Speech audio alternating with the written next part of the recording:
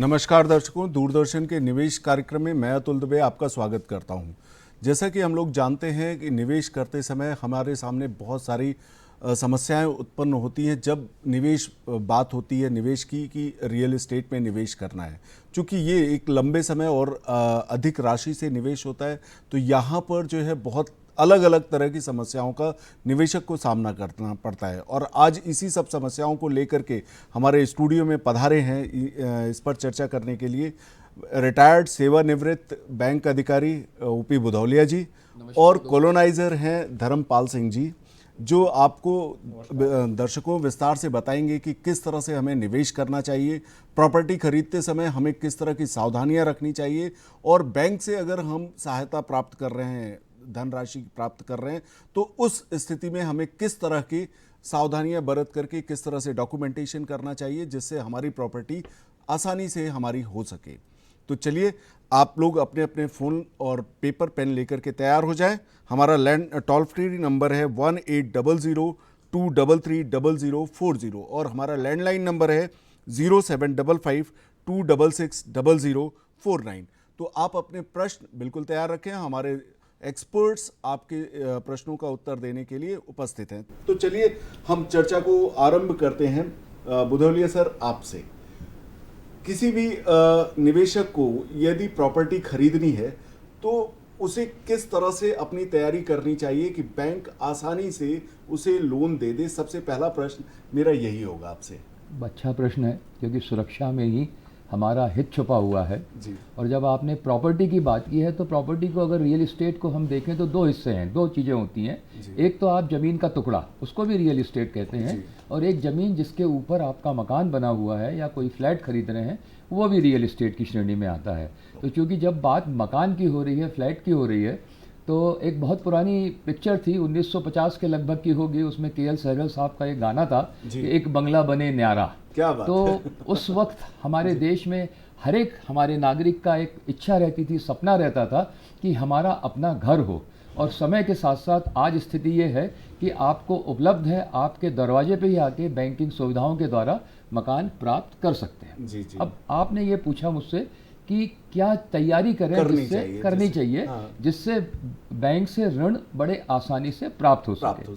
तो सबसे पहले कि आप अगर फ्री अपना किसी प्राइवेट पार्टी से खरीद रहे हैं या किसी बिल्डर से खरीद रहे हैं, तो उस प्रोजेक्ट की पूरी जानकारी, पूरे पेपर्स बैंक को मुहैया कराइए, बैंक को उपलब्ध कराइए। और साथ ही साथ में आपको अपनी इनकम के पेपर्स वगैरह देना पड़ेंगे। जो कॉस्ट है, जो प्राइस है उस फ्लैट की या उस मकान की जो खरीद रहे हैं, वो आपको बैंक की जानकारी में लाना पड़ेगी। बैंक को जब ये सब पूरे पेपर मिल जाते हैं तब बैंक उसकी प्रोसेसिंग करते हैं। प्रोसेसिंग में उसकी लीगल स्क्रूटनी रिपोर्ट तैयार की जाती है, जिसको कह सकते हैं हम लीगल स्क्रूटनी पर भी आगे चर्चा करेंगे। उसके पहले जो है मैं धर्मपाल जी से पूछना चाहूँगा कि अधिकतर लोग, चूँकि ये कॉलोनाइजर हैं पेशे से, और जो है इनके पास अलग अलग तरह के, अलग अलग कैटेगरी से, अलग अलग इनकम ग्रुप से लोग जो है प्रॉपर्टी खरीदने आते होंगे।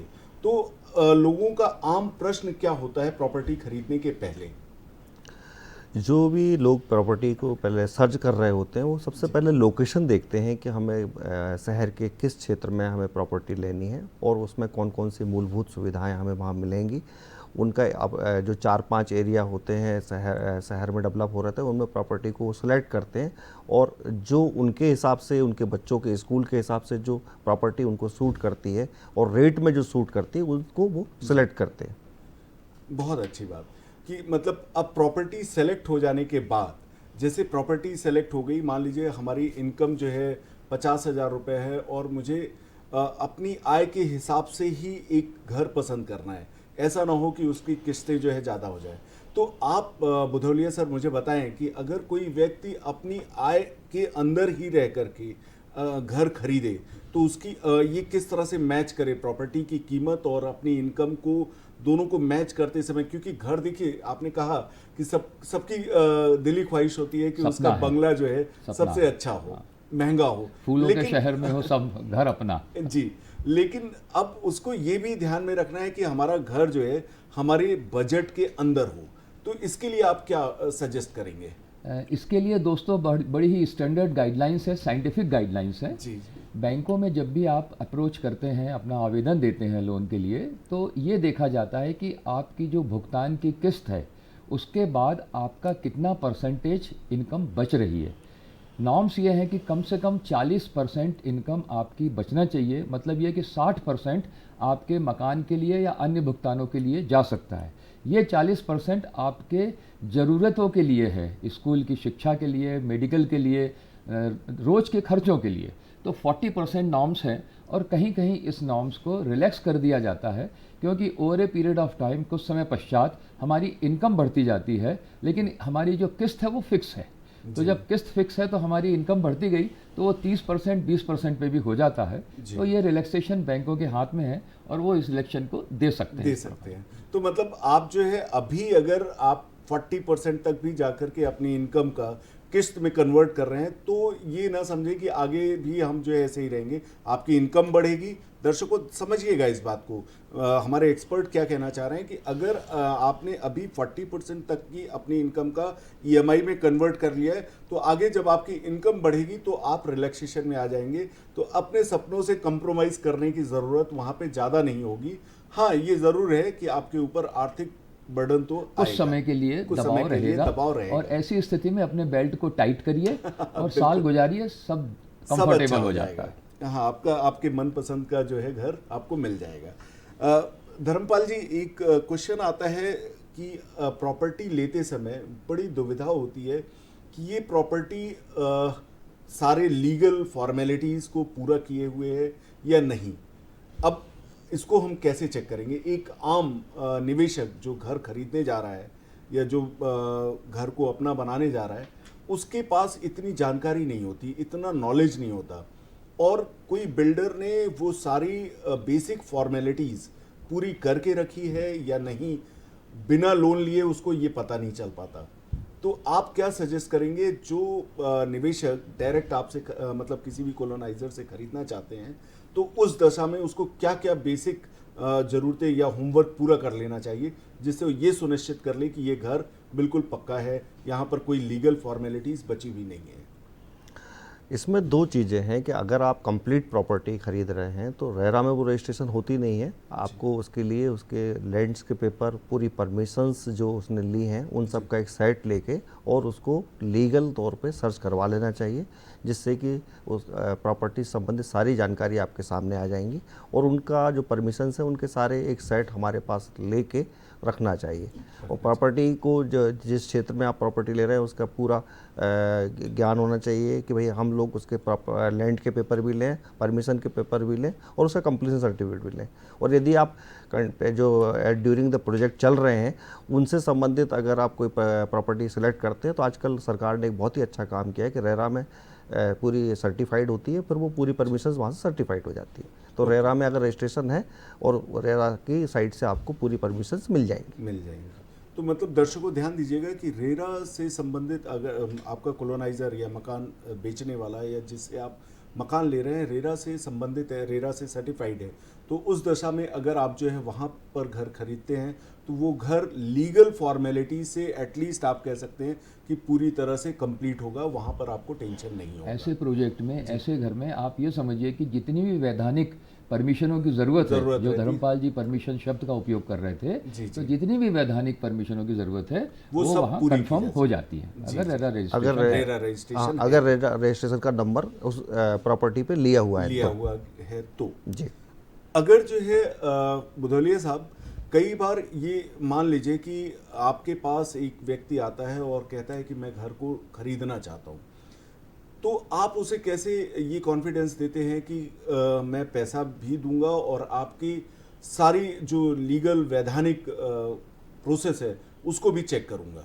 ये कैसे वो कॉन्फिडेंस पा जाए? बिल्कुल ठीक है, बहुत ही सही बात है, क्योंकि जो वैधानिक प्रक्रिया है वो सबसे ज़्यादा महत्वपूर्ण है, और अगर वो वैधानिक प्रक्रिया का पालन हुआ है तो समझ लीजिए उसको ओनरशिप का जो टाइटल रहता है वो पक्का रहता है और किसी भी प्रकार की कहीं कोई तकलीफ नहीं होती है।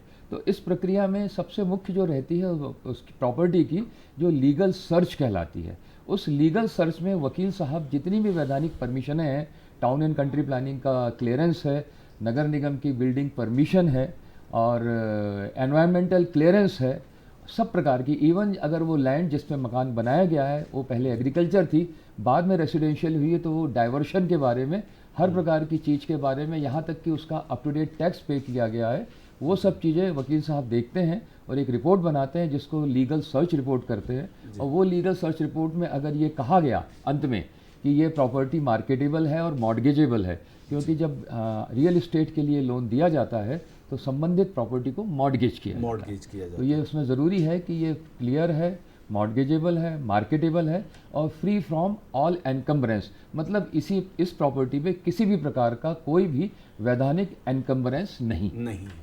अच्छा, एक चीज़ और इसी प्रश्न से संबंधित है कि किस तरह के लिस्ट ऑफ डॉक्यूमेंट्स का उसे वर्कआउट कर लेना चाहिए प्रॉपर्टी लेते समय जब वो बैंक में अप्लाई करने जा रहा है। तो वहाँ पर देखिए क्या रहता है कि अगर बैंक ने एक डॉक्यूमेंट बोला, वो फिर जाकर के एक डॉक्यूमेंट लेकर के आ रहा है, तो ऐसी सिचुएशन में आप क्या सजेस्ट करेंगे कि लिस्ट ऑफ डॉक्यूमेंट कितने और किस किस तरह के डॉक्यूमेंट्स वो तैयार करके बैंक के पास जाए जिससे जल्द से जल्द उसे लोन प्राप्त हो जाए और उसका घर हो जाए? आजकल हर एक नागरिक का प्रायः हर एक ना एक बैंक में उसका अकाउंट होता है जी। ये कॉन्सेप्ट हमारे देश में आ चुका है और पूरा भी हो चुका है।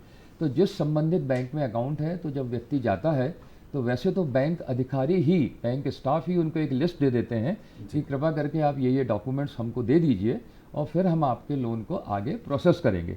लेकिन दर्शकों की जानकारी के लिए मैं बताना चाहूँगा कि सबसे मुख्य इम्पॉर्टेंट है कि जिस मकान को खरीद रहे हैं उसके प्रेजेंट ओनर की क्या टाइटल डीड्स हैं, ओनरशिप के क्या पेपर्स हैं।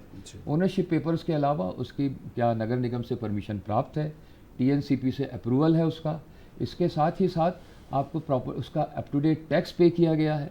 टैक्स पे करने के अलावा उसको अपनी इनकम प्रूफ देना पड़ती है। अगर किसी प्रोजेक्ट में ले रहे हैं तो जैसे हमारी थोड़ी देर पहले बात हुई है, रेरा रजिस्ट्रेशन का कंफर्मेशन चाहिए, रेरा रजिस्ट्रेशन का सर्टिफिकेट भी लग जाता है। तो ये सब पूरे जो लीगल डॉक्यूमेंट्स हैं ये सब देना पड़ते हैं। हमारी इनकम प्रूफ इसलिए देना पड़ती है कि हमको कितना ऋण मिल पाएगा वो उसी पे संबंधित है, उसी से निर्धारित रहता है। और बैंक ये भी गाइड करते हैं, एक मिनट लूँगा मैं, क्योंकि एलिजिबिलिटी की बात हुई थी कि अगर कोई परिवार में पुरुष ले रहा है और लोन का अमाउंट कम पड़ रहा है खरीदने के लिए, तो अगर पत्नी का कोई इनकम है तो पत्नी को भी उसमें जोड़ा जा सकता है।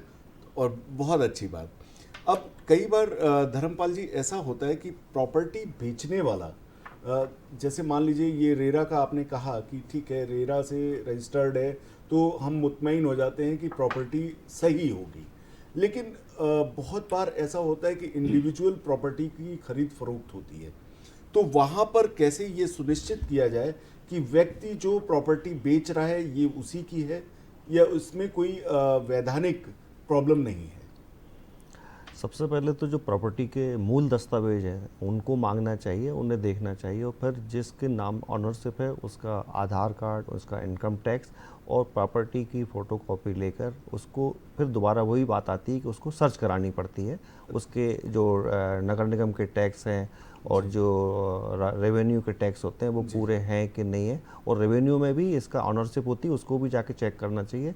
नगर निगम के दस्तावेजों में भी उनकी ऑनरशिप के डॉक्यूमेंट होते हैं, वो सारे डॉक्यूमेंट मांग के उनको चेक करेंगे तो हमें उसकी ऑनरशिप का पता चल जाएगी। बिल्कुल सही बात है कि अगर इस तरह से मतलब आप हर चीज़ के एक्सपर्ट नहीं हो सकते जी। और जहाँ जी कुछ कहना चाहूँगा, जो कुछ कहा धर्मपाल जी ने वही सब करना है, लेकिन आज की दुनिया में, आज की परिस्थितियों में, आज की इकोनॉमिक सिनेरियो जो है उसमें हमारे यहाँ फ्रॉड्स भी बहुत होते हैं। और उन फ्रॉड्स में एक फ्रॉड होता है इम्पर्सोनेशन का, कि प्रॉपर्टी के पेपर तो सब सही है, प्रॉपर्टी भी सही है, प्रॉपर्टी उपस्थित है, लेकिन जो बेच रहा है वो ए ना होके बी है। तो वो जो बेच रहा है क्या उसके नाम पर ही है? तो इसके लिए हमारी जिम्मेदारी बनती है कि हम थोड़ा सा अलग से भी आसपास पड़ोस में जाके इसके बारे में जानकारी हासिल कर लें। बहुत अच्छी बात। अब कई बार ऐसा होता है कि मतलब बिल्डर से, धर्मपाल जी ये प्रश्न मेरा आपसे है कि बिल्डर से खरीदते समय हम कैसे उसकी गुणवत्ता को परखें? मतलब यहाँ पे सबसे बड़ी समस्या ये आ जाती है कि हमने घर तो लिया, लेकिन चूंकि बिल्डर भी बिजनेस में है, प्रोफेशन उसका यही है, तो वो कॉस्टिंग कम करने के लिए वहाँ पर कई तरह के प्रयास करके जो है अपने खर्चों को कम करने के लिए, अपने प्रॉफिट को बढ़ाने के लिए वो कई बार गुणवत्ता से समझौता कर जाते हैं। तो एक आम निवेशक जिसको इन सब चीज़ों के बारे में नहीं पता है, वो कैसे ये सुनिश्चित करे कि जो घर हम ले रहे हैं वो पूरी तरह से अप टू द मार्क है? इसमें दो चीज़ें हैं कि जब आप जिस बिल्डर से या जिस संस्था से घर ले रहे हैं उसके एग्रीमेंट में वो सभी डिटेल देता है कि भाई हम ऐसा ऐसा मटेरियल लगाएंगे और ऐसे ऐसे कंस्ट्रक्शन करेंगे। और समय समय पर आप साइट विजिट करते रहें, उन जो एग्रीमेंट के आधार पर जो मटेरियल है वो लग रहा है या नहीं लग रहा, उसके प्रॉपर सुपरविजन हो रहा है कि नहीं हो रहा, ये थोड़ा सा हमें पर्सनल लेवल पे समय समय पर चेक करते रहना पड़ेगा। और एग्रीमेंट में जो डिटेल दी गई है उनको पूरा किया जा रहा है कि नहीं जो एग्रीमेंट में अगर जो डिटेल पूरी नहीं की जा रही तो आप जाके बिल्डर से बात करें कि भाई ये बात हुई थी, इसे पूरा करें। जी जी, बहुत अच्छी बात, बिल्कुल सही कहा इन्होंने। एग्रीमेंट पे पूरे डिटेल्स होना चाहिए। यहाँ मैं थोड़ा सा एक प्रैक्टिकल इनपुट भी दे रहा हूँ। इन्होंने कहा कि जाके भी देखना चाहिए, बिल्कुल सही है। बेसिकली एक कॉन्सेप्ट है अपना 3M का, man, material and machine. Man मतलब इनका जो वर्कफोर्स है, वहाँ वर्कफोर्स की कंटिन्यूटी, लगातार काम चल रहा है क्या, अगर काम रुक रहा है मतलब ये किसी तरफ इशारा कर रहा है। मटेरियल, जो धर्मपाल जी ने कहा कि जो मटेरियल इन्होंने एग्रीमेंट में जो भी बिल्डर हैं उन्होंने लिखा है कि ये सीमेंट यूज़ किया जाएगा तो वही सीमेंट यूज़ हो रहा है। और मशीन मतलब आपके किस प्रकार के उपकरणों का कंस्ट्रक्शन के लिए उपयोग में ला रहे हैं, और जाके देखना है। बात सही है जी। बुधौलिया सर, एक समस्या ये आती है कि जैसे हम आपके यहाँ से पैसा लेते हैं, बैंकों से हम पैसा लेते हैं, एक आम आदमी की तरह बात करना है कि मुझे घर चाहिए और मैं उसके लिए बैंक में अप्लाई किया। अब बिल्डर जो है उस कंस्ट्रक्शन को स्टार्ट कर रहा है, उन्होंने बैंक हमें जो है 18 माह तक के लिए ब्याज मतलब किस्त स्टार्ट नहीं करते, इसके बाद जो है उसकी किस्त स्टार्ट हो जाएगी। लेकिन जनरली ये होता है कि बिल्डर जो है 18 महीने में घर दे देगा या नहीं देगा, ये एक प्रश्न बना रहता है।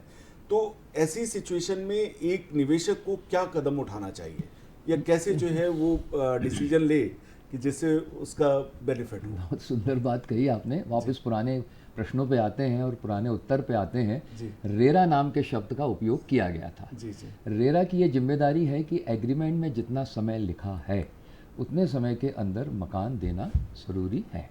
अगर नहीं है तो बिल्डर को उस कॉस्ट को बियर करना पड़ता है। एक चीज़। जब आप दूसरा, आप कह रहे हैं 18 महीने रेरा में लिखा है, 18 महीने में नहीं हुआ, तो एक अनदर एस्पेक्ट ये है कि आप जब उस बिल्डिंग में ले रहे हैं, फ्लैट ले रहे हैं या मकान ले रहे हैं, तो आपको अंदाज हो जाएगा कि इतने दिन में ये मकान तैयार हो जाता है। और मार्केटिंग की बात करें तो चूँकि कई दफ़े ये स्थिति आती है, तो कई दफ़े बिल्डर भी अपने आप जो चाहते हैं कि वो भी समझते हैं कि जो हमारे ख़रीदार हैं उनको तकलीफ़ हो रही है, तो उस तकलीफ़ को देखते हुए वो ये कहते हैं कि ठीक है, आपका जो 18 महीने के बाद कुछ इंटरेस्ट लगता है तो कुछ परसेंटेज ऑफ इंटरेस्ट हम आपके साथ साझा कर लेते हैं, बट कुछ समय के लिए। ये जगह जगह के परिस्थितियों के अनुसार होता है, गोल्डन रूल नहीं है।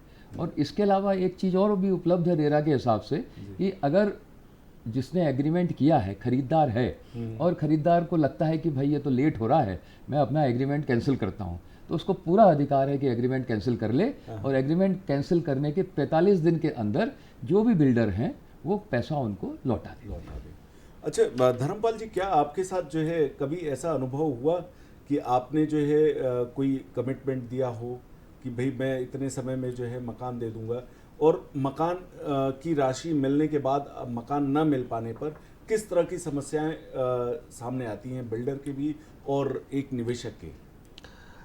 ये थोड़े दिन पहले जब रेरा नहीं था तब ये समस्याएं आती थी। अब बिल्डर इसको काफ़ी अच्छे से प्लान करने लगे हैं, और रेरा में भी ये नियम बना दिया है कि आप सिस्टम ब्लॉक वाइज बनाएं। पूरी कॉलोनी इकट्ठा शुरू करने की वजह से पहले बहुत डिले होते थे, और कई बिल्डर इसको रिस्पॉन्सिबिलिटी भी नहीं मानते थे, लेकिन अब रिस्पॉन्सिबिलिटी को मानने लगे हैं और समयबद्ध तरीके से घर दे पा रहे हैं। उससे क्वालिटी भी सुधरी, समय की क्वालिटी भी सुधरी है, और आदमी को जो किस्तें ज़्यादा भरनी पड़ती थी वो भी अब काफ़ी नियंत्रित हो गई हैं। मतलब उसका जो है खर्च भी कम हो गया, और समय से घर मिलने लगे हैं। और अब बिल्डर भी इस बात को समझने लगे हैं कि भाई जो देरी होती है उससे पूरा परिवार डिस्टर्ब होता है, तो अब बिल्डर भी ये कोशिश कर रहे हैं कि समय पे घर दिए जाएं। और आजकल मैं देख रहा हूँ कि सभी बिल्डर समय पे घर देने का पूरा प्रयास कर रहे हैं, और हो भी रहा है पूरा।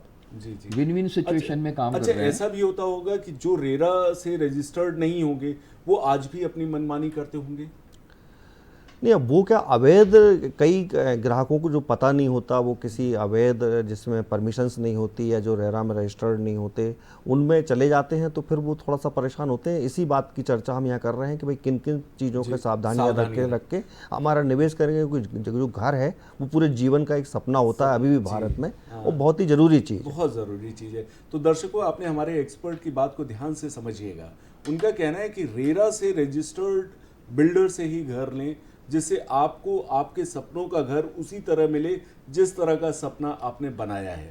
अदरवाइज आप किसी भी समस्या में पड़ सकते हैं, चाहे वो लीगल हो या क्वालिटी से कंप्रोमाइज़ भी करना पड़ सकता है, या आपकी किस्तें जो मतलब एकदम से असमय आपके ऊपर आ सकती हैं। अगर वो रेरा रजिस्टर्ड है तो बिल्डर इस तरह के धांधली से आपको नहीं परेशान कर पाएगा। इसमें एक चीज़ और कहना चाहूँगा कि ये जो प्रोसेसिंग जो का प्रोजेक्ट चल रहे हैं उनके लिए है। यदि आप कंप्लीट प्रॉपर्टी ले रहे हैं तो उसके पूरे पेपर, जो अनुमतियां होती हैं जिन्हें हम परमिशन कहते हैं, वो सारी चेक वकील से करवाएं और उसके बाद फिर उस प्रॉपर्टी में आगे बढ़ें।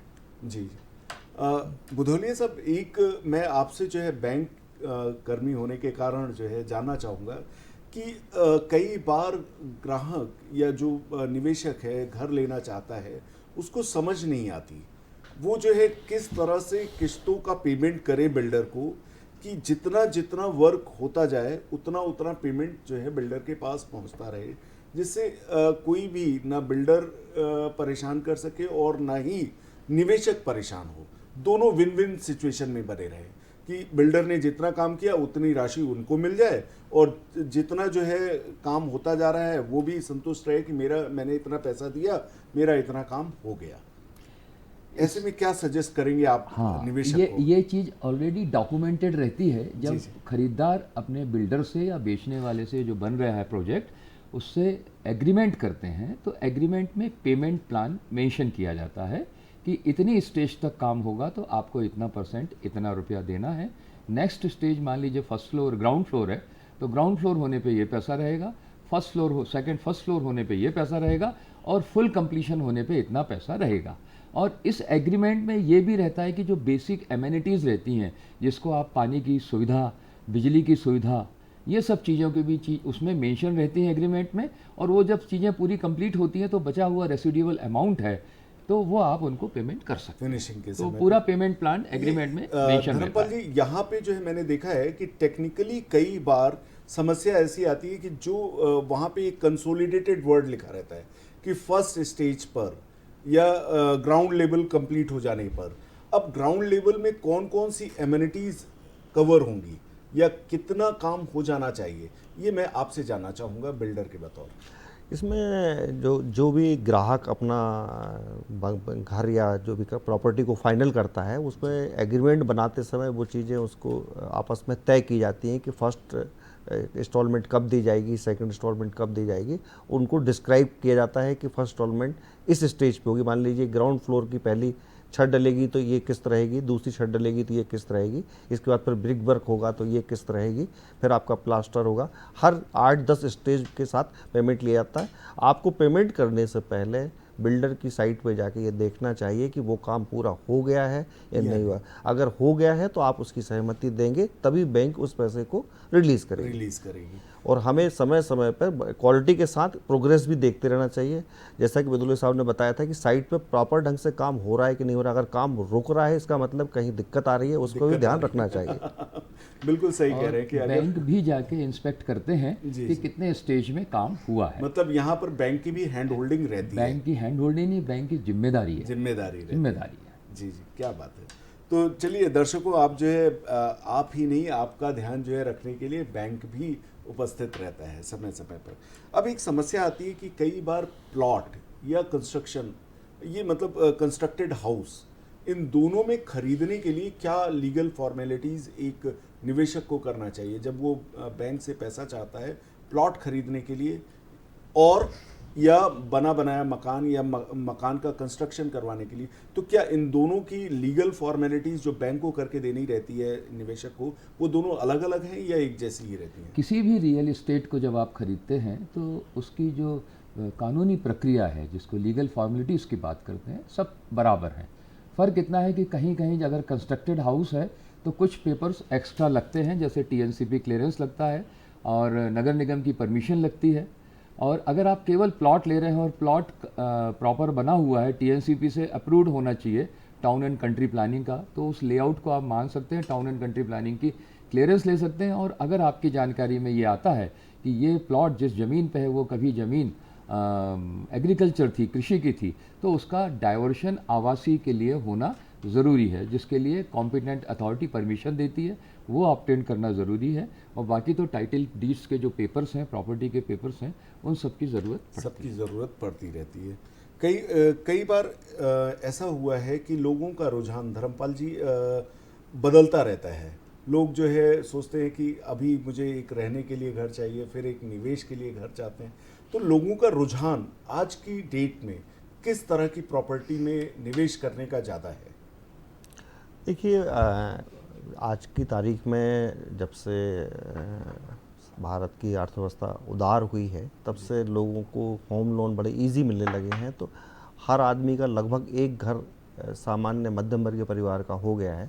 अब वो सेकंड निवेश की तैयारी करते हैं, तो उसमें जो शहर का न्यू डेवलपमेंट एरिया है उस तरफ उनको जाना चाहिए और उसमें प्रॉपर्टी का निवेश करना चाहिए, क्योंकि वहाँ उनके इन्वेस्टमेंट का अच्छा प्रतिफल मिलेगा। अगर शहर मतलब शहर से थोड़ा सा दूर होना चाहिए। हाँ, शहर जो जिस तरफ शासकीय योजनाएं आ रही हों, जिस तरफ सरकार की प्लानिंग हो, नए सरकारी प्रोजेक्ट जिस तरफ आ रहे हों, और सरकार का पूरा एक जो मास्टर प्लान है उसमें तय होता है कौन सी चीज़ कहाँ होगी, तो आपको उसको देख के प्रॉपर्टी में निवेश करना चाहिए। तो क्या बुधोलिया साहब, क्या बैंक जो है नगर निगम क्षेत्र के अंदर मकान देते समय, मकान पर लोन देते समय, या नगर निगम क्षेत्र के बाहर जो मकान बिल्डर लोग बनाते हैं उन पर लोन देते समय, क्या दोनों में कोई अंतर होता है? नगर निगम क्षेत्र के अंदर का जो मकान है जी, देखिए दो चीज़ें हैं, एक नगर निगम और एक है टाउन एंड कंट्री। तो टाउन एंड कंट्री है, उसको हिंदी में बोलते हैं नगर एवं ग्रामीण विकास। ठीक, तो ग्रामीण क्षेत्र भी आ जाता है, लेकिन नगर निगम क्षेत्र की परमिशन अगर बिल्डिंग की है तो केवल नगर निगम देगा, और ग्रामीण क्षेत्र में, लेकिन टीएनसीपी के क्षेत्र में है वो, तो उसकी परमिशन उस क्षेत्र की पंचायत के जो सरपंच हैं, पंचायत उसकी परमिशन देती है। आप नक्शा बनाइए, नक्शा बनाने के बाद पंचायत को दीजिए, पंचायत के सरपंच या जिसको भी ऑथोराइज़ किया उन्होंने, वो अपनी मोहर लगा के उसमें लिख देते हैं अनुमोदित, और उस नक्शे के आधार पे आप वो मकान बना सकते हैं। उसमें एक थोड़ी सी पंचायत फीस भी लेती है, जिससे कि वो डॉक्यूमेंट वैलिड हो जाता है, वैधानिकता के लिए जी। तो दर्शकों, मतलब अगर आप जो है नगर निगम से बाहर, जैसा कि हमारे एक्सपर्ट धर्मपाल जी ने बताया कि आपको जो है मकान शहरों से थोड़ा सा दूर या मतलब नए एरिया में लेने से फ़ायदा होगा, आपका निवेश का प्रतिफल भी अच्छा मिलेगा। और हमारे दूसरे एक्सपर्ट बुधोलिया सर ने जो है बताया कि बैंक को उसमें फाइनेंस करने में कोई प्रॉब्लम नहीं है, बशर्ते वो ग्राम पंचायत से परमिटेड हो, नक्शा पास हो या अनुमोदित हो। पहले वो टाउन कंट्री से नक्शा पास होना चाहिए, उसके बाद फिर जो बिल्डिंग परमिशन जिसे कहते हैं, भवन निर्माण की परमिशन, अगर वो ग्राम पंचायत से प्रॉपर ढंग से ली गई है तो बैंक लोन दे देती है। हाँ, तो मतलब लोन लेने में आपको कहीं पर दिक्कत नहीं आएगी, अगर आप जो है थोड़ा सा अपने शहरी क्षेत्र से दूर जाकर के भी, बहुत ज़्यादा दूर नहीं, लेकिन अगर कहीं बाहर के नेक्स्ट कमिंग एरिया में भी अगर आप मकान पसंद करते हैं, तो वहाँ पर आपको प्रतिफल भी अच्छा मिलेगा, लोन भी बड़ी आसानी से ही मिलेगा। जितनी मेहनत आपको जो है नगर निगम क्षेत्र में करनी पड़ती है, उतने ही प्रयास से आपको वहाँ पर भी मिलेगा। तो मतलब आप जो है कहीं पर भी मकान ले, वो सुरक्षित है। एक चीज़ आपको यहाँ और बताना चाहूँगा, किसी ग्रामीण क्षेत्र में एक शब्द होता है लाल डोरा और एक्सटेंडेड लाल डोरा।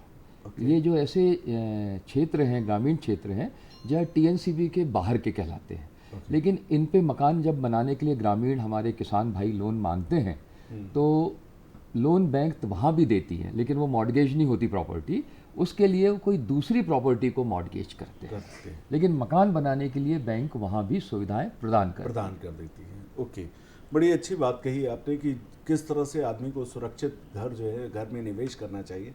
अब एक बात आती है कि लोन देने के लिए कई फाइनेंशियल इंस्टीट्यूशन मार्केट में अवेलेबल हैं, उनमें सही इंस्टीट्यूशन का सिलेक्शन करने के लिए एक निवेशक को किस प्रकार से आइडेंटिफाई करना चाहिए, या कैसे उसको ये सुनिश्चित करना चाहिए कि ये मेरे लिए फ़ायदेमंद होगा, जैसे PSU हैं, प्राइवेट बैंक्स हैं, और भी other financial housing finance companies हैं, अदर फाइनेंशियल इंस्टीट्यूशंस हैं, वो सब जो है लोन देने के लिए तैयार हैं।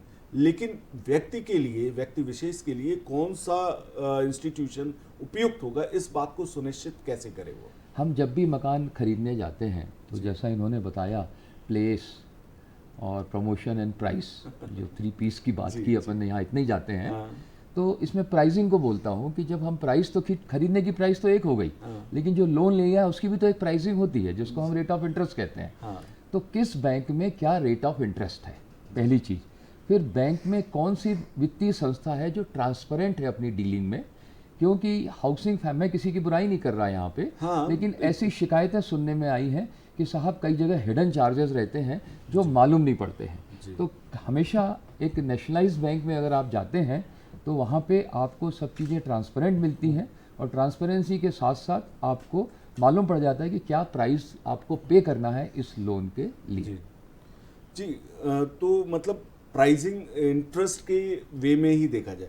कई बार क्या रहता है, ईज ऑफ लोन, मतलब डिलीवरी टाइम और सर्विसेज के मामले में प्राइवेट सेक्टर ने कहा कि हम जल्दी से कर देंगे, और तो इस तरह के लुभावने जो ऑफर्स रहते हैं वो लोगों को लुभा देते हैं। तो उसके बारे में भी आप जो है क्लियर एक विजिबिलिटी हमारे दर्शकों को दें। इस बारे में मैं ये कहना चाहूँगा कि नेशनलाइज्ड बैंक जितने भी हैं उनको धन्यवाद देना चाहिए प्राइवेट बैंक्स का और हाउसिंग फाइनेंस कंपनीज का, कि जो वो ऐसे लुभावने वादे करती हैं और करते भी हैं वो लोग। तो उनको देख देख के नेशनलाइज्ड बैंक्स भी जो हैं, सरकारी क्षेत्र के जो बैंक्स भी हैं, वो भी डिलीवरी टाइम वहाँ भी बिल्कुल कम हो गया है। ये स्थिति है कि आपको 2 दिन में लोन मिल जाएगा, 1 दिन में लोन मिल जाएगा, अगर आपके पेपर कंप्लीट हैं। अच्छा धर्मपाल जी, अब बात आती है बेसिक एमिनिटीज़ की। बेसिक एमिनिटीज़ कौन कौन सी जो है नेसेसरी हैं, जिनको एक निवेशक को ये चेक कर लेना चाहिए किसी भी कॉलोनी में प्रॉपर्टी लेने से पहले कि ये अवेलेबल होंगी तो हमारा यहाँ पर रहना सुलभ और सरल होगा? देखिए, जब कोई भी कॉलोनी विकसित होती है तो उसके कुछ फंडामेंटल ज़रूरतें होती हैं, जैसे कि बिजली, पानी और सीवेज का, वो प्रॉपर ढंग से प्लान किया गया है कि नहीं किया गया है, वो देखना सबसे ज़्यादा ज़रूरी होता है। फिर दूसरे पार्क्स जो हैं, कम्युनिटी हॉल हैं या क्लब हाउस हैं, उनको कैसे प्लान किया गया है, उनके लिए जगह रखी गई है नहीं रखी गई है, इन सबको हमें ज़रूर देखना चाहिए कोई भी प्रॉपर्टी में निवेश करते समय। बेसिक एमिनिटीज़ में बिजली, पानी, सीवेज और इनकी प्राइसिंग कैसे करनी चाहिए, या मतलब कि जैसे हम किसी भी सामान का उचित कीमत देते हैं, उसी तरह हमें इन बेसिक एमिनिटीज़ की प्राइसिंग करते समय ये कैसे आश्वस्त होना चाहिए कि हम जो प्राइस दे रहे हैं वो सही है? नहीं, देखिए, जो आपका कोई भी बिल्डर जो कॉलोनी को प्लान करता है तो उसमें जितनी सुविधाओं को बेस्ट तरीके से जो देगा उसका प्राइस थोड़ा ज़्यादा होगा। मान लीजिए गार्डन है, गार्डन बहुत अच्छे बनाए हैं, बड़े बनाए हैं, या जो रोड हैं थोड़े चौड़े दिए हैं, या आपके सीवेज का सिस्टम बहुत ही प्रॉपर दिया है कि पानी कहीं नहीं रुकेगा। सबसे ज़्यादा ज़रूरी है कि जो मैंने देखा है आमतौर से समस्या आती है कि बिजली एक बड़ा फैक्टर होता है। कई बिल्डर टाइम पे बिजली को मैनेज नहीं कर पाते, तो ये ज़रूर देखना चाहिए कि कई जगह बिजली लेट आती है, तो जब बिजली का काम प्रॉपर ढंग से शुरू हुआ है कि नहीं हुआ। प्रॉपर्टी को इन्वेस्ट करते समय बिजली की उपलब्धता जरूर देखनी चाहिए। बिजली की उपलब्धता को सुनिश्चित करने के लिए क्या चेक पॉइंट्स होने चाहिए? पहले तो आसपास बिजली कितनी दूर है, और बिल्डर से एग्रीमेंट में भी ये लिखवाना चाहिए कि भाई पोजेसन के समय आप हमें बिजली उपलब्ध कराओगे जो कि रेसिडेंशियल यूज़ के लिए होगी। ओके, अच्छा, मतलब कमर्शियल यूज़ के लिए कई बार क्या होता है कि वो बिजली नहीं ला पाते, तो वो टेम्परेरी कनेक्शन देते हैं, वो बहुत महंगा पड़ता है। ओके, तो या तो वो उसमें लिखवाएं कि भाई हम बिजली जो उपलब्ध कराओगे हम आपको रेसिडेंशियल पेमेंट करेंगे, आप कॉमर्शियल भी दे रहे हैं तो भी। ओके, इसका ध्यान रखना चाहिए। अभी ये कई जगह प्रॉब्लम आ रही है, ये एक विशेष ध्यान रखने वाली बात है। अच्छा, कई बार ऐसा रहता है कि जैसे हम किसी कॉलोनी में मकान खरीदने जाते हैं, रियल एस्टेट में इन्वेस्ट करने जाते हैं, तो एक डेमो हाउस तैयार रहता है, सैंपल हाउस बहुत ही खूबसूरत और बड़ा ही प्यारा, उसकी गुणवत्ता जो है बाकी के घरों से भिन्न होती है। ऐसा मतलब क्या ये जो है एक फैशन है, प्रचलन में है, या कुछ बिल्डर ऐसा करते हैं, बाकी सब जो है अच्छे से बना करके देते हैं? नहीं, अभी तो कंपटीशन बहुत बढ़ गया है, तो जो दिखाते हैं अब लगभग वैसा ही हो रहा है। पिछले 5-7 सालों से बहुत अच्छा काम हो रहा है। जी जी। पहले ज़रूर ये होता था कि कई बार आदमी कम ज़्यादा कर देते थे, लेकिन अब कस्टमर भी काफ़ी जागरूक हो गए हैं और बिल्डर भी अपनी साख को बचाने के लिए प्रॉपर ढंग से काम कर रहे हैं। जी जी।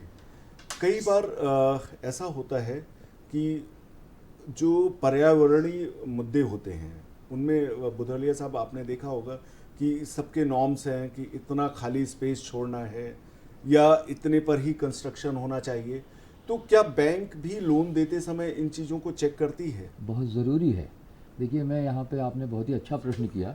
दर्शकों को बताना चाहूँगा कि EIA environment impact assessment notification जो आई थिंक सो 2005, 6, 7 सम इसके आसपास कभी इशू किया गया था, और उस EIA नोटिफिकेशन के हिसाब से जो भी प्रोजेक्ट्स हैं उन प्रोजेक्ट्स का भी क्लासिफिकेशन, कैटेगराइजेशन किया गया था। A category, B1 category, B2 category. Dharampal साहब जानते हैं इन चीज़ को अच्छी तरीके से। तो ये ज़रूर वेरीफाई करें कि क्या एनवायरमेंटल क्लियरेंस क्या बिल्डर ने या जो भी प्रोजेक्ट है उसमें प्राप्त किया गया है या नहीं। बहुत ज़रूरी है, बहुत ज़रूरी है। धर्मपाल जी, क्या किसी भी निवेशक को ये चेक करने के लिए कि इन्वायरमेंटल पैरामीटर्स पर ये मकान पूरी तरह से है, या इस चीज़ को सुनिश्चित करने के लिए उन्हें कौन कौन से चेक पॉइंट से गुजरना चाहिए? नहीं, जब कोई भी प्रोजेक्ट शुरू करते हैं तो उसका साइज़ के ऊपर ये चीज़ निर्भर करती है कि अगर प्रोजेक्ट बड़ा है तो उसमें ये एनवायरमेंटल क्लियरेंस लगते हैं। जब आप उसकी परमिशन लेंगे तो आपको वो उसके साथ मिलेगा। अगर वो नहीं है तो आप पूछिए बिल्डर से कि आपके पास क्यों नहीं है। मेरा प्रश्न एक इंडिविजुअल निवेशक की है जो एक घर खरीद रहा है, उसको कौन कौन से चेक पॉइंट से, ये पूछने पर तो बड़े गोल गोल जवाब मिल जाते हैं, और उन पर जो है मैं समझता हूँ कि एक निवेशक पूरी तरह से आश्वस्त भी हो जाता है उसको, क्योंकि बहुत ज़्यादा जानकारी नहीं होती। तो यहाँ पर उसे कौन कौन से चेक पॉइंट खुद से ही चेक कर लेने चाहिए जिससे ये मुतमईन हो जाए कि हाँ ये पर्यावरण के सारे पैमाने, सारे पैरामीटर्स पर अपडेटेड है? नहीं, इसमें तो क्या सरकार की रिस्पॉन्सिबिलिटी ज़्यादा है, क्योंकि जो प्रोजेक्ट साइज़ होता है उसका जो बिल्डिंग परमिशन करवानी होती है उसके बगैर वो नहीं होती है। अगर आपका साइज़ 5 एकड़ से ज़्यादा का है या 10 एकड़ का प्रोजेक्ट है तब वो लगता है, वो आपको नेचुरल रूप से मिलेगा, क्योंकि रेरा का रजिस्ट्रेशन अगर आप बनती हुई प्रॉपर्टी में ले रहे हैं तो रेरा के रजिस्ट्रेशन में वो साथ में लगा होगा, वेबसाइट पे दिखेगा। वेबसाइट पे दिखेगा। तो मतलब आप वेबसाइट पे, दर्शकों ध्यान दीजिएगा, वेबसाइट पे जाकर के आप ये सारी चीज़ें जो है बिल्कुल चेक कर सकते हैं और मुतमईन हो सकते हैं कि हमने जो प्रॉपर्टी ली है वो पर्यावरण के सारे नॉर्म्स मानकों को पालन कर रही है। बुधौलिया साहब, एक प्रॉब्लम जैसे मार्केट का और रियल एस्टेट का एक वाइस वर्सा रिलेशनशिप रहा है। जब मार्केट ऊपर रहा है तो रियल एस्टेट में जो है सौदे कम हुए हैं। तो क्या आप बैंक में भी इस तरह की समस्याओं का सामना करते हैं कि जब मार्केट बहुत अच्छा परफॉर्म करता है तो लोग लोन के लिए कम अप्लाई करते हैं? ऐसी कोई समस्या बैंकों में नहीं आती है, क्योंकि मैंने शुरू में ये गाना आपके सामने बोल बता दिए थे कि बंगला बने न्यारा। हर किसी का ड्रीम रहता है मकान रहे, और वो मकान की आवश्यकता भी रहती है। देखिए, अगर आप बिजनेस क्लास में, कि वो मकान जो आपने ख़रीदा है वो आपके आड़े वक्त में काम आता है। आप उस मकान को बेच के अपनी फाइनेंशियल प्रॉब्लम्स को दूर कर सकते हैं। और घर के ऊपर अगर छत है तो आप अपने आप को बहुत ही ज़्यादा सिक्योर्ड और प्रोटेक्टेड महसूस करते हैं। तो एक जीवन में स्थायित्व महसूस करते हैं। बहुत सुंदर शब्द का उपयोग किया धर्मपाल जी ने कि जीवन में स्थायित्व महसूस करते हैं हम। तो वो जो स्थायित्व है, तो वो उस स्थायित्व के लिए, या हर किसी का एक दिल की इच्छा है, दिमाग की इच्छा है, तो वो कभी भी इस तरह की कमी नहीं आई। 19-20 होते रहते हैं तो ये मार्केट में चलता है, लेकिन कभी भी हाउसिंग फाइनेंस की डिमांड अधिक रूप से कम नहीं हुई है। तो धर्मपाल जी, क्या आपको भी ऐसा एहसास होता है कि अगर स्टॉक मार्केट जो है अच्छा परफॉर्म करता है तो उस समय घर के कस्टमर्स, या आपके लिए तो वो कस्टमर्स ही होंगे, कम या ज़्यादा होते हैं क्या स्टॉक के मार्केट के अकॉर्डिंगली? मेरा ऐसा मानना है कि स्टॉक के मार्केट के हिसाब से तो ऊपर नीचे नहीं होता, लेकिन जो जिसे हम टर्मिनोलॉजी यूज़ करते हैं, अगर मंदी है, लोगों का रोजगार में कोई दिक्कत आ रही है, या कुछ उन्हें लगता है कि भविष्य में कुछ समस्या आ सकती है, तो वो थोड़ा सा रुक जाते हैं कि अभी इन्वेस्टमेंट के लिए थोड़ा रुक जाते हैं। आगे ऐसा ना हो कि भाई नौकरी के तनख्वाह ना बढ़े या इनकम थोड़ी कम हो, तो लोग उस टाइम थोड़ा रुक जाते हैं। और रियल एस्टेट में एक हमेशा एक साइकिल आती है कि 8-10 साल में थोड़ा सा मंदी आती है, फिर एकदम तेजी होती है, फिर वो 4-5 साल बहुत तेज होता है मार्केट। तो ये क्या अभी जो जिस दौर से हम गुजर रहे हैं वो मंदी का दौर है या तेजी का दौर है? अभी हम ये मान सकते हैं कि मंदी का दौर खत्म हुआ है और तेजी का दौर शुरू हुआ है। अभी ये चलेगा। अभी इन्वेस्टमेंट का सबसे बढ़िया समय है। अभी सभी लोगों को जो इन्वेस्ट करना चाहते हैं अगले 2-3 साल में इन्वेस्ट करना चाहिए। कीमतें बहुत ज़्यादा बढ़ेंगी और ख़ासतौर से भोपाल की बात करूंगा कि भोपाल का भविष्य अब 4-5 सालों में काफ़ी तेज़ी से विकसित होगा, क्योंकि भोपाल भारत के सेंटर में है। यहाँ से हर जगह की फ़्लाइट या कनेक्टिविटी अगर बन जाती है तो 1 घंटे में पूरे भारत में कहीं भी पहुँचा जा सकता है।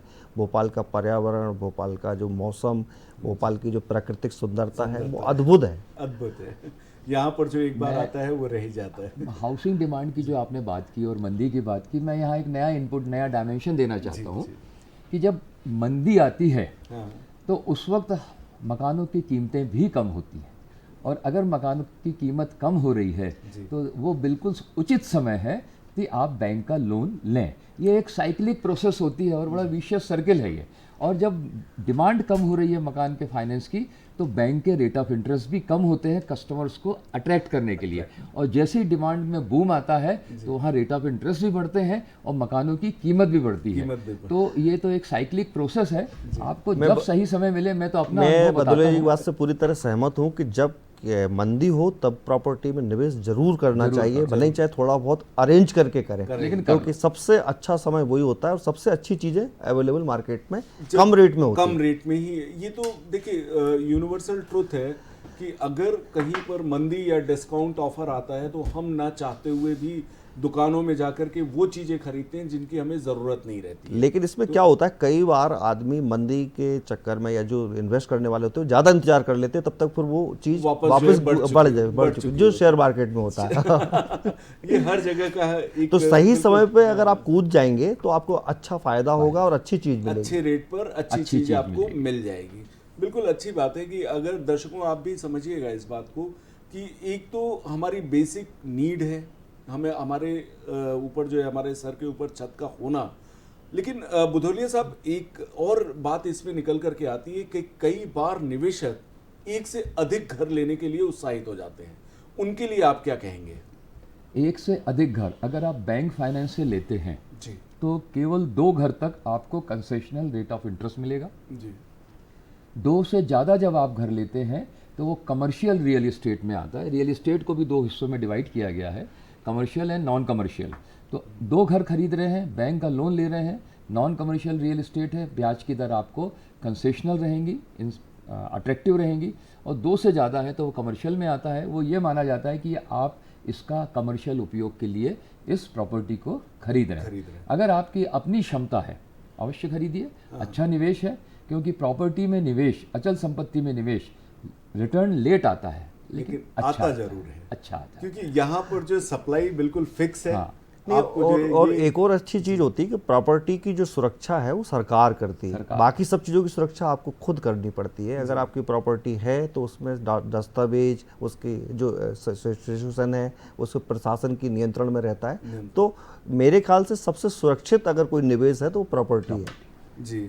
अब एक बात जैसे निकल करके आई कि हमें कमर्शियल प्रॉपर्टीज़ में निवेश करना चाहिए, तो किस तरह की कमर्शियल प्रॉपर्टी में जो है एक निवेशक को निवेश करना चाहिए? धर्मपाल जी, ये प्रश्न मेरा आपसे होगा कि उनको आप क्या सलाह देंगे कि कमर्शियल प्रॉपर्टी को सेलेक्ट करते समय एक निवेशक किस तरह की बातों का ध्यान में रखे?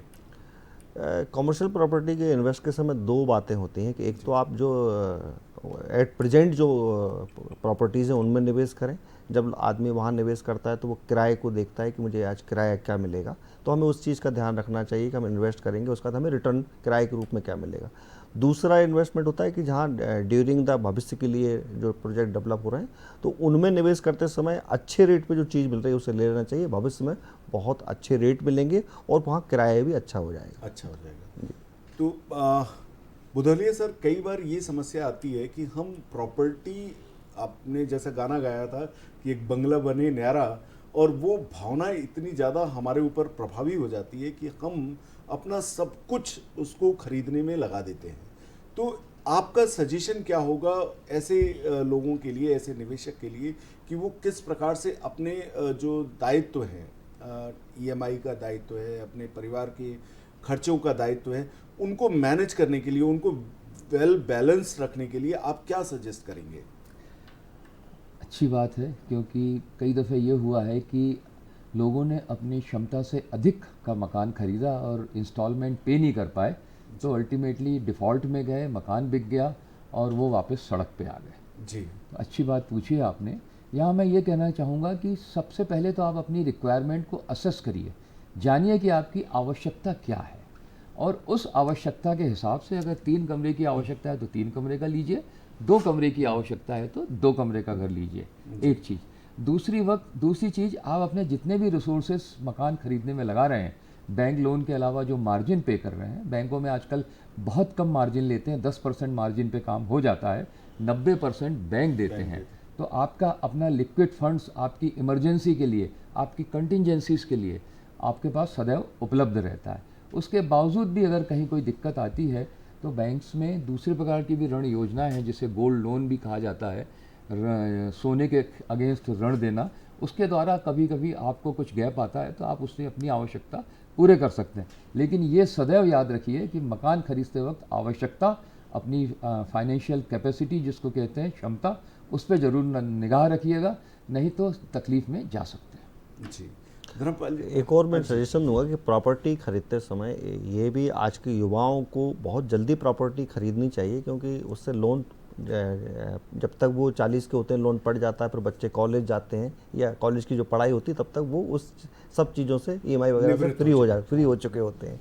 जी जी, बहुत सुंदर बात है कि नौकरी लगे, मकान खरीदिए, जब तक आप रिटायर होंगे मकान आपका फ्री हो जाएगा, पूरी किस्त चुका देंगे। हाँ, नहीं, रिटायर्ड से पहले ही 40 साल में फ्री हो जाएगा। हाँ, और फिर बच्चों की हायर एजुकेशन के लिए आपको टेंशन या कोई परेशानी की सामना नहीं करना पड़ेगा, आप बाकी दायित्वों से फ्री हो चुके होंगे। जी जी।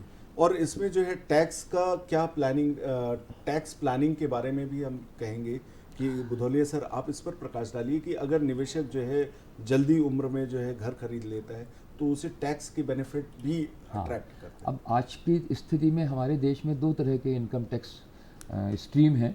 तो जो नई स्ट्रीम है इसमें कोई बेनिफिट नहीं है, लेकिन जो पुरानी स्ट्रीम है उसमें इनकम जो आप इंटरेस्ट पे करते हैं हाउसिंग लोन के ऊपर, वो पूरा रिबेट है, उसका पूरा छूट मिलती है, इनकम से डिडक्ट कर दिया जाता है, आपका टैक्स कम हो जाता है।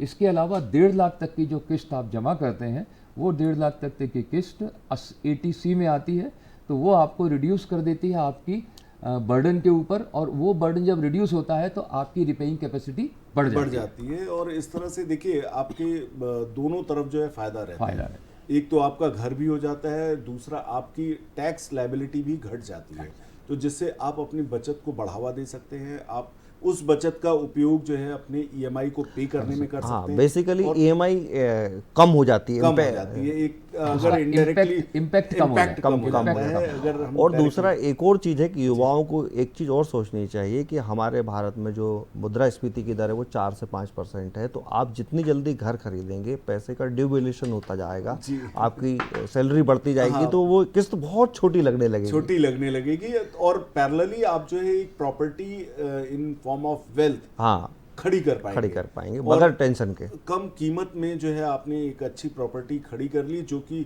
आपके, जैसे आपने बताया कि 40 साल की उम्र में जब आपके ऊपर बच्चों की पढ़ाई का बोझ आएगा, हायर एजुकेशन का बोझ आएगा, उस समय तक जो है आप अपनी सारे दायित्व से पूरे हो चुके होंगे, प्लस साथ ही साथ आपके पास एक वैल्यूएबल वेल्थ भी खड़ी होगी पैरेलली। बहुत अच्छी बात है। तो दर्शकों, इस चीज का जो है आप विशेष तौर पे ध्यान रखें कि निवेश इस तरह से होना चाहिए कि आपकी लायबिलिटी ऑटोमेटिकली कम होती जाए और आपका जो प्रॉपर्टी आपने खरीदी है उसका वैल्यूएशन बढ़ता जाए, तो आपकी बैलेंस शीट ऑटोमेटिकली स्ट्रांग हो जाएगी।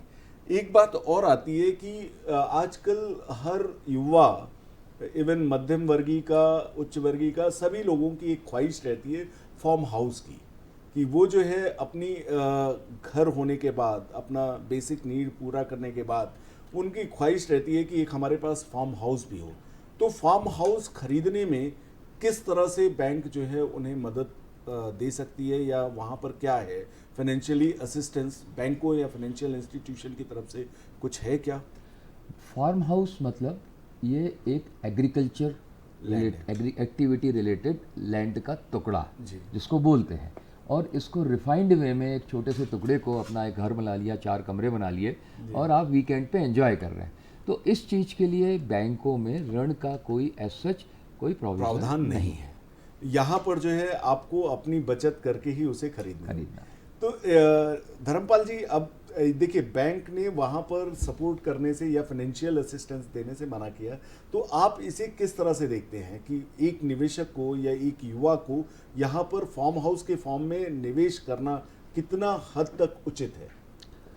नहीं, ये व्यवहारिक रूप से सही पहलू है कि थोड़ा सा एक ज़मीन का टुकड़ा अगर आप लेके रखेंगे तो भविष्य में वो आपके काम ही आएगा। और जो आप कह रहे हैं कि एक छोटा सा वो फार्म हाउस पे घर बना के हम कभी वीकेंड में या छुट्टियों में उसका आनंद ले सकते हैं, और एक प्रॉपर्टी हो गई, अगर आपको कभी ज़रूरत लगती है तो उसे निकाल के आप पैसा खड़ा कर सकते हैं। उसमें बेसिकली वो एग्रीकल्चर के, जो जैसे बदौलिया जी ने कहा, वो एग्रीकल्चर लैंड के रूप में ही आप इन्वेस्ट कर रहे हैं।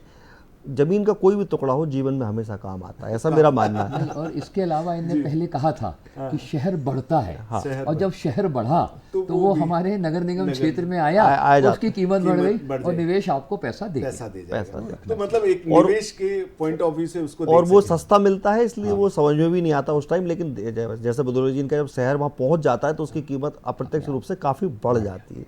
जी, बहुत संक्षिप्त में हम आपसे चाहेंगे कि हमारे दर्शकों को आप निवेश करते समय जब वो घर लेते हैं तो उस पर इंश्योरेंस की क्या आवश्यकता है और किस तरह से उसको इंश्योर कराना चाहिए?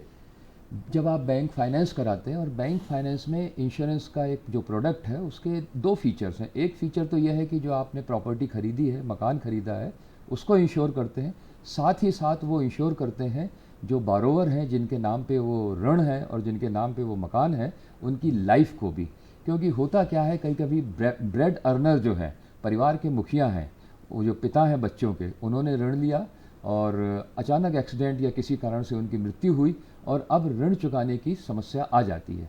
तब उस स्थिति में ये जो इंश्योरेंस पॉलिसी ली जाती है, उस इंश्योरेंस पॉलिसी के तहत पूरा का पूरा ऋण बैंक को इंश्योरेंस कंपनी चुकाती है, और वो जो मकान है जो लिया गया है वो बच्चों को, बचे हुए परिवार के सदस्यों को मिल जाता है और उनकी ज़िंदगी सुखद रहती है। मतलब अगर जो है किसी निवेशक ने इंश्योरेंस ले लिया है और उसके साथ दुर्घटना हो जाती है तो पूरा का पूरा EMI का बर्डन जो है खत्म हो जाएगा, पूरा ऋण एक मुश्त इंश्योरेंस कंपनी चुका देती है। तो दर्शकों इस बात पर विशेष गौर करिएगा कि यहाँ पर हम जब भी किसी भी लोन या EMI के थ्रू जो है प्रॉपर्टी परचेस करते हैं तो आप जो है उसका इंश्योरेंस जरूर कराएं।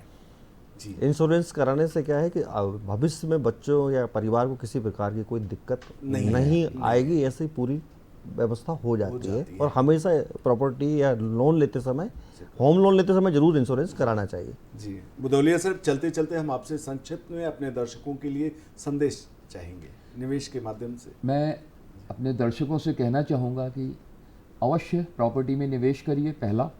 दूसरा, प्रॉपर्टी में निवेश करने वक्त आप ये ज़रूर देखें कि वो प्रोजेक्ट कहाँ का है, प्रॉपर्टी कहाँ का है, कौन सी जगह है। जैसा हमने कहा, रेरा के रजिस्ट्रेशन का ज़रूर वेरिफिकेशन करिए।